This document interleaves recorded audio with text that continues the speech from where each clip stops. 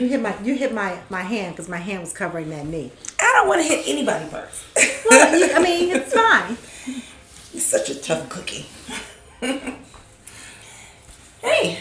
What's going on? How we doing, ladies? Oh, let me read something. I can't read those little words.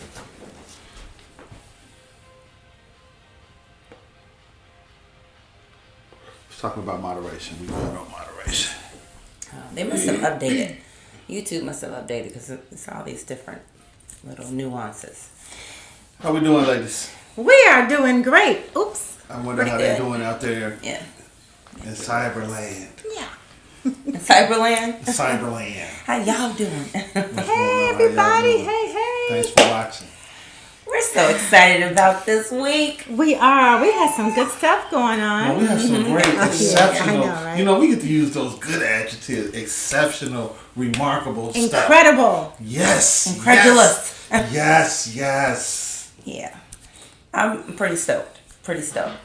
So, you guys, if you haven't heard, Thursday, Conversations Overheard, are going to be featured on WGN's Daytime Chicago with Tanya Francisco. We are super excited about this. A lot of you guys know about Conversations Overheard, but some of you don't, but everybody's going to know. And we are excited to talk about our little niche right here. Yes. Yeah. So if you are able to tune in, please do, or set your DVR, whatever it takes, because Conversations Overheard is going to be in your living room. Thursday, the 22nd. Literally. At 8:30 p.m. Central Standard Time. No. What? No. 10 a.m. 10 a.m. Thursday. Please, you guys. Okay, so I'm jet lagged. Okay, let me just tell you, I am jet lagged. We are so excited. We might make a mistake or two. I ain't made mine yet. It's coming though. We excited. We pumped up. It's going down. 10 a.m. Central Standard Time, Thursday morning, February 22nd. Daytime. I've been Chicago. talking crazy for 2 days. Talking crazy. We're excited. We might not get everything right, but our heart is in the right place. Absolutely. We need you to be there with us Absolutely. on Thursday. When? 10 a.m. on Thursday, WGN. I got your back. What, Greg? We're in this together. Gregory. Oh my goodness. All right, you guys. Yeah. But let's talk about tonight. Well, before we talk about tonight, one more little bit of hey, Phil. information. On Saturday, the 24th, we have a live episode. So like what we're doing right now is going to be live with an audience who's going to be able to participate in the actual episode, unlike now. Yes. So that is going to be at 16th Street Bar, 75 East 16th Street. Yes. He loves doing that. And it's going to be pretty phenomenal. You don't want to miss this one. We have a professional coming in, talking to everybody about some very important things as it relates to mental health. So you all need to be there. We need to be there. We all need to be having this conversation, right?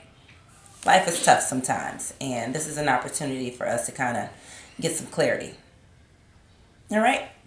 Agreed. Okay. Agreed. Now we can talk about tonight. And we won't be just talking about mental health. Let me just say that. We'll have another conversation too, but it's important these days in our community to discuss mental health. Absolutely. So, it is. At any rate. Tonight we are discussing, if you just joined us, we're starting the conversation out talking about breakups. Yeah. Why, when people break up, it's easy to point the finger and say, you did this and you did that, but really, very rarely do we look in the mirror. Do we look in the mirror and say, you know what was my role? How could I have made this better? Like what? Or different, or just what was your role in the right, breakup? in the breakup. Yeah. Right. So we are going to have that conversation, and we certainly want to hear what you have to say, because we're not the only three that have had breakups. So let us know what your role was, and if you agree or if you disagree, or shed some light on the situation. So, Gary, you've had the most breakups. Clearly.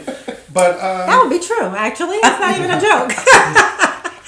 So, Do tell. In my last breakup, What did you do?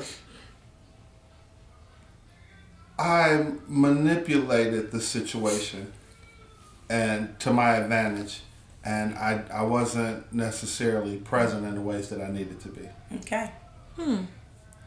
Okay. In what ways were that? I kind of hid behind work, so I was, I took on a lot of things, and I wasn't given the time that was necessary. Were you checking out?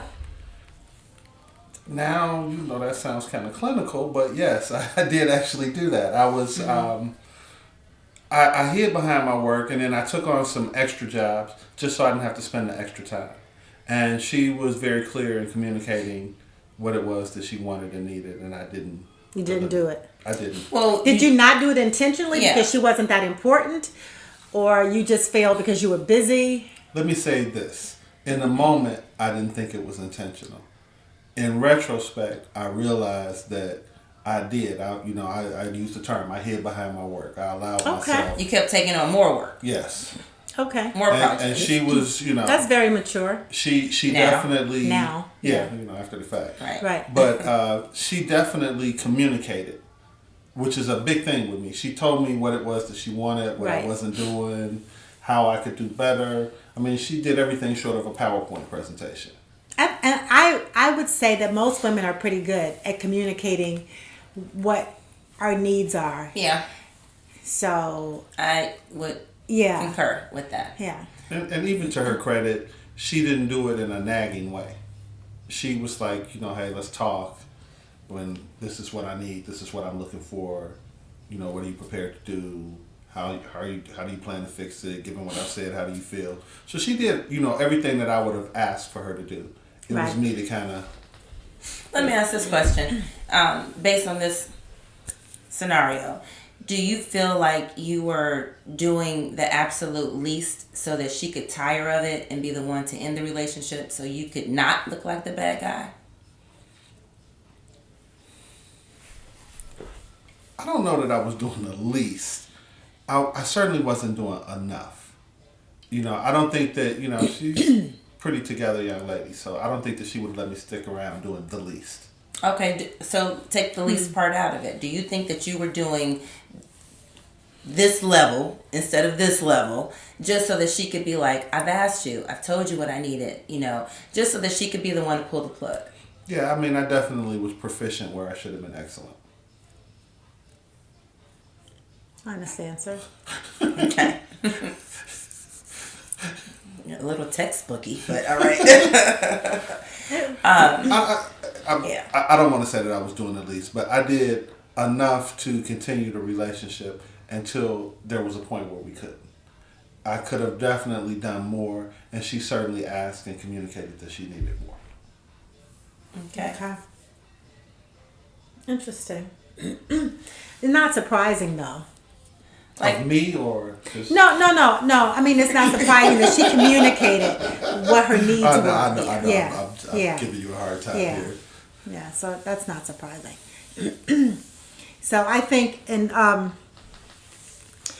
relationships, I do too much. Hush up. I haven't said a word. She heard what you was thinking. Right. I'm in my mind. I'm like clapping. Very good. Yes, I do too much, and I also let things fester. I go a long time without saying something, so I'll just let things go, because I'm a big believer in everything doesn't deserve a conversation. Everything doesn't deserve, like, you have to pick your battles, which is why, my marriage lasted for as long as we did, but not only because we were good friends, we pretty much grew up together, but because we were both very good at picking our battles. So, but sometimes you have to say something because, people like to say the number one cause of divorce is finances or whatever, and some people go back and forth with cheating, but it's really resentment. And if resentment is always the issue, whether it's this is the tree and this is resentment is here, and from there you have different branches of why something happens. And I would resent my husband for who was my husband then, but for certain things. But it was my fault because I didn't say anything, and he didn't know. So he would keep doing XYZ because he thought it was okay. And why wouldn't you? Because I didn't say anything. So I have even moved forward with, like, in dating, like, not saying anything. So when I look in the mirror and I reflect and I do my self reflection, I know that I need to say something. Like, you can't let shit slide all the time. You got to say something. You have to say something because people don't know unless you say something. They can't read your mind. Can I ask you a question? But go ahead. Okay, no. So when you present, how is that? Is that a conversation? Are you demonstrative? Is it conversational? If something is bothering me, yes. It's just when we are at home or alone, and it can't be like in the bed or anything like that. But when you're at home and everybody's dressed, and just having a moment, just like, you know what, I need to just say this. XYZ kind of bothers me when you say, or when you do, you need to say something. So it's conversational. It's conversational. Okay. Yeah. I think for me, it always starts off conversational. Yeah. People at some point will shut down when they just really don't want to talk about something. They don't want to entertain it, or they want to deflect. It just kind of depends on who the person is and what the topic is, obviously. But for me, I feel like my role is probably staying too long. And I am guilty of, like, okay, God, give me a sign, and then you get the sign, you're like, okay, no, that couldn't have been God. Give me another sign. Right. Get that, I wasn't clear, and like, all right, one more sign, one more time. Can you write it in Spanish this time? Like, Braille, please, because I clearly can't see. Make it plain, God. Yeah. Make it plain. So yeah, staying too long and probably wearing a tool belt to fix everything way too often. I can see that. I'm not gonna say a word here. Right. Right. I already said it. I just said what you were thinking when I was talking. Janae, Magaya. Right. But yeah, those are the things, and they sound kind of surface, but they could be bad. They could be bad for you. They could be unhealthy. Absolutely. You had mentioned that resentment is typically like a core of issues. But sometimes with the resentment, and if you stay too long in a relationship, I think that, unfortunately, respect kind of starts to diminish. Absolutely. And once the respect, and not necessarily like cursing somebody out or anything, but I believe that if a person believes in a relationship that this person that I'm with won't leave, or they'll constantly be trying to fix it and patch it up and glue it back together and, pray over it, then I believe that sometimes the respect for you as a person can wane. Yes. Yeah. Yes. Disappear, evaporate. Yeah. I want to talk a little bit about why it's important to be accountable, why it's important to examine your role in what happened in a relationship, how it went wrong, how it got off the tracks. Yeah. And I think that that's so important because a lot of times if you don't do that, you don't know that you did anything wrong. We always joke, nobody's ever 100% wrong or 100% right for that matter. But not examining your role doesn't give you the ability to get better in your next relationship. For sure. And, even within your relationship that you're in, I feel like it is highly important to, self-check, and absolutely self-regulate and calibrate if you have to, so that you can put yourself back on a upward trajectory versus plummeting. It doesn't always have to end, or it doesn't have to end badly, right? Right. It could end in a very positive, amicable. We're not meeting each other's needs sort of way. After I went through my divorce, and this is after I went through it, I was reading, self-help books and things like that.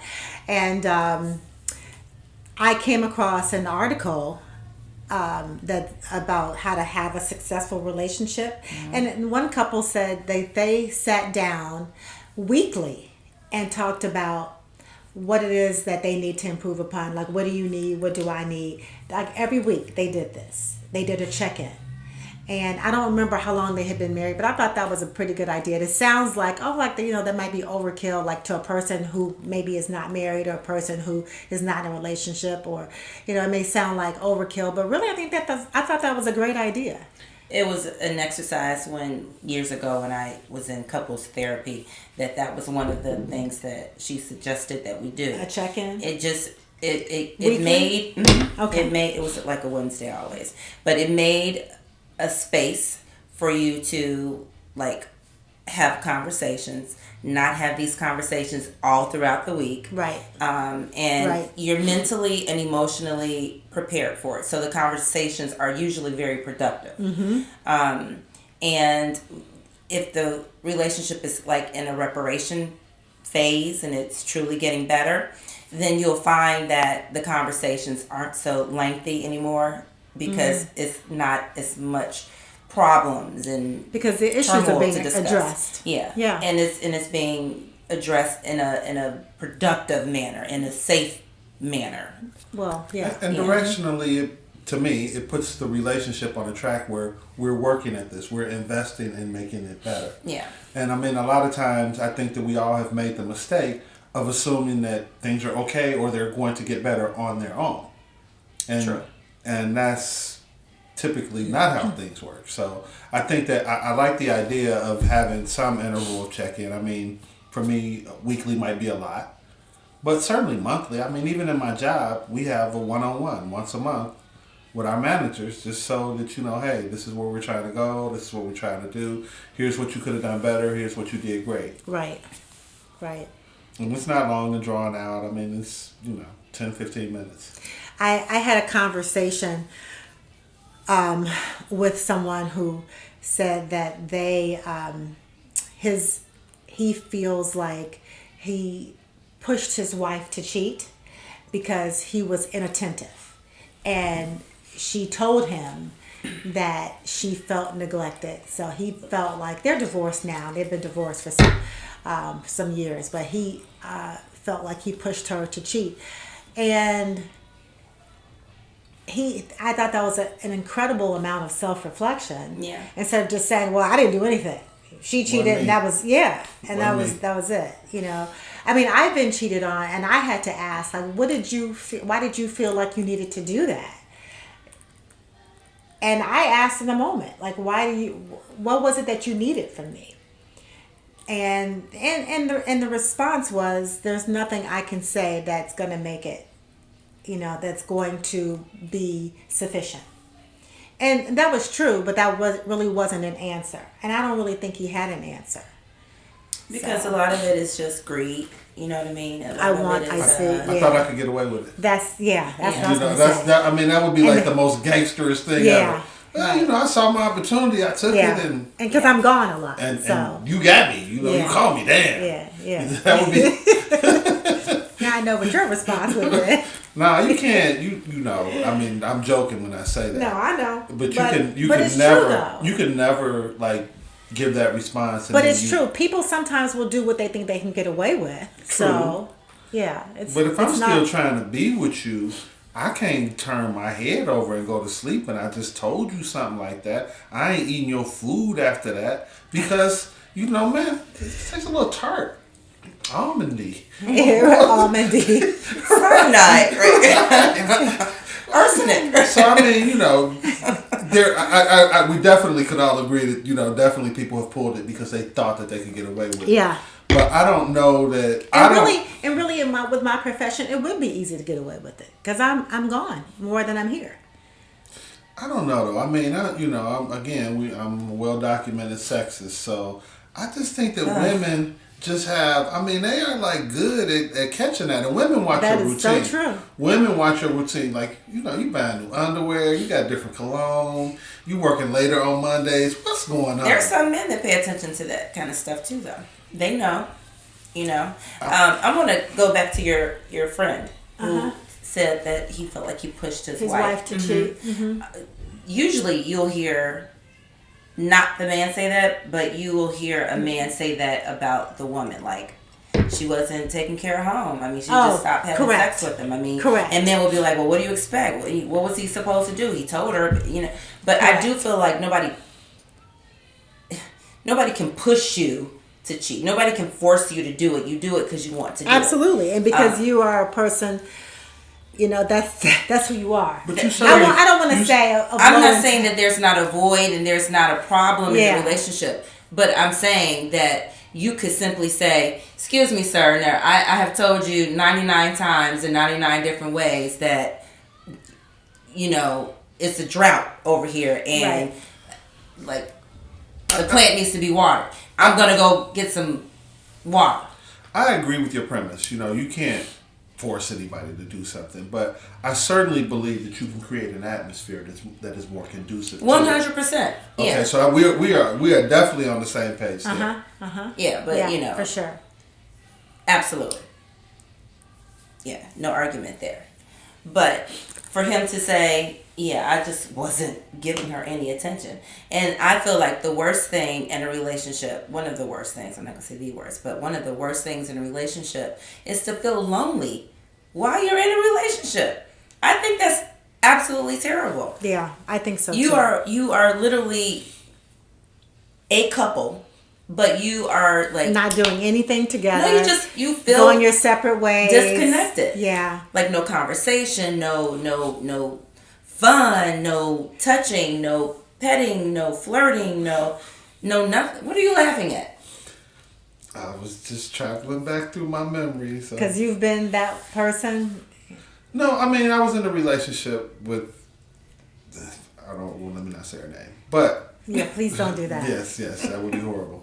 But I mean, we were you know kind of young in our careers, and we would just be sitting there and be doing work, and I mean we would count that as spending time, but you know she's balancing a spreadsheet and I'm responding to an email. And that's not time. And I mean, we would do this for 2-3 hours a day. And we would always say, well, we're together. But we weren't we weren't being together. Yeah. I mean, it's nice that you guys were able to work and do that together. But it's important to have put your phones down, close your laptops and have How was your day? Connectivity time. How are you doing? You weren't connecting. Yeah, we were just... You're just in each other's presence, and that's not enough. It was like going to class almost. We were, you know, we were like trying to make sure that we had perfect attendance. And that was... It's like that song, your body's here with me, but your mind is on the other side of town. Right. And that's no good. And I don't care who you are, man or woman, you can feel when your person is not thinking about you. Absolutely. I don't care if they're in your 100%. face. In the car, there's 100%. No conversation. At dinner, there's no conversation. It is like, I don't know, a 6th, 7th, 8th sense. That disconnect button, when it's hot, you know it. 100%. That's absolutely correct. And it's a terrible feeling for, I think, man or woman. Yeah. Oh, yeah. It is. When you can sense that someone is pulled back from you and disconnected. So. But yeah. We kind of like veered off the topic a little bit, I guess. But, you know, if you think about not just your last relationship, but other relationships, you know, your role is not going to always be a constant. It's not the same thing that you do each and every time. Although for me it might be. But typically, maybe yours is different. My relationships, you know, they can kind of reflect what's going on in my life on a grand scale. Mm-hmm. You know, if I'm happy, everything's going well. Sometimes I can allow things that are peripheral to my relationship to creep into my life, into my relationship life. So, stealing the time away from it? Stealing the time or my focus. You know, if I'm really concentrating on work, sometimes I can lose the focus on her. So this is how I kind of feel though. I'll be honest. Life is life. There's so many facets of it, right? We're juggling more things than we have fingers. But your partner, like, I feel like a true partner is going to allow for you to say, all right, he's got this to do. Let me support him in that. So, like, it doesn't always have to be the focus has to be on me. You know, don't neglect me. Communicate like, oh, I got 12 things going on. Cool. Then I feel like, okay. But if you're taking on 12 different projects and I don't know about it, I may feel neglected. But a true partner is going to be like, when you're up and I'm down, I got you, or vice versa. It shouldn't just you always, go ahead and work. Let me fix your plate. Make you some tea. Let me make your life a little easier. Oh my gosh, I say that all the time. If I'm dating you, if we're dating, I feel like that's what it's all about. Like we're in an exclusive relationship, not just partnership dating. To me. A partnership. We should be trying to make each other's lives easier. I'm gonna bring you. I'm gonna do whatever I can to make your life better. Yeah. And I expect the same. And so when I feel a disconnect, I want to talk about it. So. But then, some people don't have it in them that's not who they are. That is. But that is the quickest way for me to check out. Like, if we don't have that streamlined thread that bonds us of let's be nurturing to each other. If you can't do that for me, because I'm for damn sure going to do it for you. Right. Then you are not my person. Yeah. Period. Right. Yeah. You probably aren't even my friend. When we're exclusive, I am all in. Yeah. You got to cut it. You need to cut it. Prices go up. You need to cut it. Yeah, I give way too much to be with somebody who just doesn't know how to or doesn't desire to. Right. Yeah. That's a huge thing. But I will tell you, this is not the topic, but I'll tell you this since it's kind of sort of the topic. This was about self-reflection. This was a relationship I did not stay in too long. And it was because I broke up with that person. One of the big reasons was because I didn't like the way that they parented. Oh, okay. Like, I didn't like, from me being, I know this was a long time ago. Yeah, this was a long time ago. I didn't like, kids were little. Exactly. I didn't like what I saw.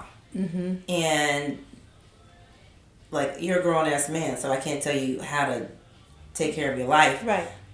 But I'm a grown ass woman too, so I know what I can accept and what I can tolerate. And why get into a relationship with someone and you know that's always good. Right. And this relationship could result in a child. And now I'm going to have to deal with that on another level. Yeah, because now I can disconnect. But when we are co-parenting, then, you have a sense of ownership and I have to respect that. And I mean, that's a lot. Yeah. Yeah. When you start thinking about, like, if you have kids and you think about blending families, you got to think about people's parenting styles. And can I accept this? Would I want this around my children? Do I approve of any of this? Yeah. And when it comes to kids, they get the first say so. It's like it's got to work for them before. I'm probably secondary. But yeah, it was a long time ago because I got grown kids. Yeah, that's why I said it was a long time ago. Right. Because our children are adults now. Yeah. So at any rate, but yeah, so we all agree that it takes two. Breakups are not just the fault of one person. I mean, it takes two. Definitely. Something major can happen that it is maybe predominantly one person, but it does take two. Even in tumultuous relationships, even in the worst of the worst, and it truly is probably 90% somebody's fault. Like if they were, just really bad or like abusive emotionally. I was gonna say physically, with the exception of physical abuse or. But the ownership abuse. In that part is. You stayed till it got to the point where he burnt your face off. Or you stayed to the point, you know what I mean? You could have left when you got your arm dislocated. You know what I mean? I'm just saying. I'm just saying. That sounds a little judgy to me. I'm just saying there's got to be some ownership. That sounds a little judgy because I'm gonna say, I know you can hear my stomach growling. We probably all can. I refuse to eat. I refuse. But it sounds a little judgy because I know that some of these women move in fear. So that is a whole different ball game, and sometimes, and I don't know. I'm sure that some people like. Can I? No, hold on. Like I don't know anybody who is physically abused by their spouse, but like I know. I have some psychologist friends and I have some counselor friends who, say their husband just popped off, in the situation and just beat the woman up. Now, does this happen a lot? I mean, I just think that what you said was very judgmental, and we can't say that it was her fault because she stayed. I didn't say it was her fault. I said you said that she had responsibility because she stayed. That's what you said. I said you just have to take some ownership in some part of it. That's how I feel. I would certainly want to create an environment where that person could feel more empowered to leave at an earlier time, without judgment. Well, yeah. That would be my take on it. And I know that I've been around people that have been abused. And it's difficult. It's not an easy thing to do. No, it's not. It's not easy to leave, especially when you have children. You have a connection to this person, and like maybe the woman isn't working. Fear of your life. So I take that back. I do know someone who was physically abused, and her husband used to play Russian roulette with her. So, and she stayed because she had children, and it was bad.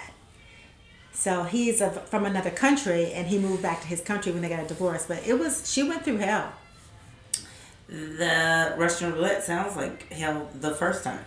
Like, I can't imagine going through that more than one time. I agree.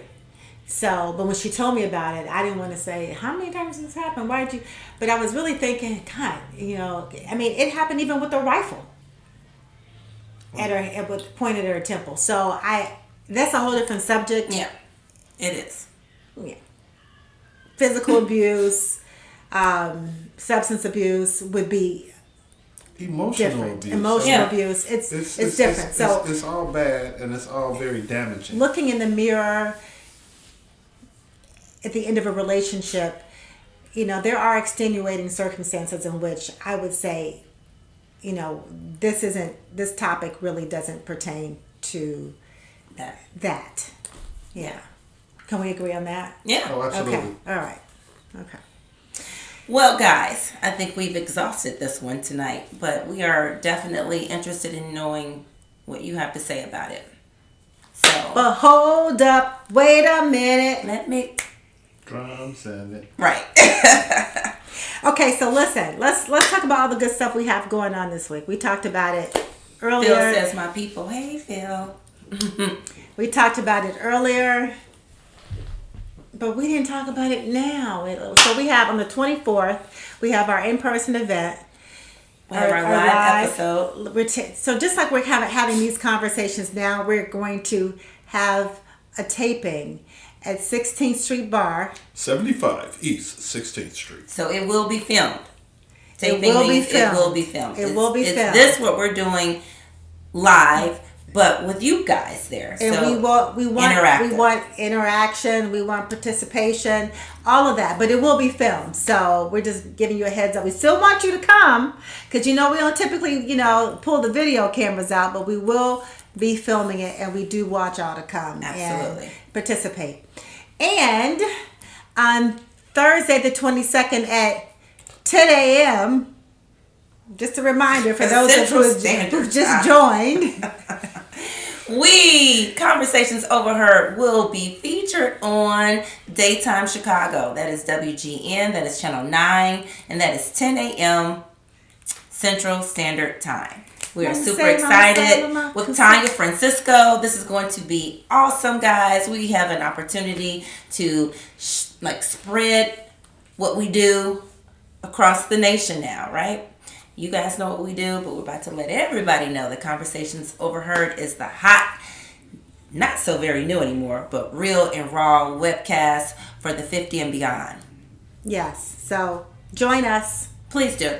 Please. Yeah, we'll see you Saturday, and we will be in your living rooms on Thursday morning. So if you're not available, we get it, but set your DVR and watch us then, and then drop us a buzz and let us know what you guys thought. Okay? And then we'll see you guys on Saturday. Yes. Like literally, see you on Saturday. Don't forget YouTube. Conversations Overheard. Like, subscribe, and share. Drop your comments, and we want to continue the conversation. As always, have a great evening, and thank you for coming out. Thank you. Thank you. Thank you Good for night. tuning in. Good night.